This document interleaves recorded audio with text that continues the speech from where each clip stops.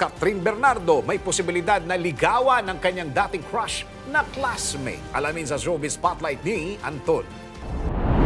Posibleng mauwi sa ligawan sa pagitan ni Catherine Bernardo at Kenneth Hizon ang pag-amin ng aktres na naging crush niya ito noong grade 2 siya. Sa interview kay Kenneth na isa ng doktor, sinabi nito na posibleng ligawan niya si Catherine ngayong single na ito tulad niya. Sinabi pa nito ang mga katagang, hindi natin alam kung anong pwedeng mangyari sa mga susunod na araw. Kasabay nito, inamin ni Kenneth na noong pa man ay sinusuportahan na niya ang career ni Catherine at proud na proud siya sa nangyayari ngayon sa buhay na aktres. Itinanggi naman ni Kenneth na ginagamit lamang niya ang kasikatan ni Catherine dahil ayon dito, may pinagsamahan naman sila dati kaya hindi siya makikisakay sa kasikatan nito. Umaasa rin si Kenneth na mag-meet sila ni Catherine kapag nakaluwag-luwag ang kanilang mga oras. Samantala, marami naman ang kinilig sa nasabing interview ni Kenneth kung saan umaasa ang mga Catherine fans na magkatotoo ang sinabi nito na posibleng ligawan niya ang aktres. At iyan ang aking balitang showbiz para sa impilang metodong lakas, DWIZ.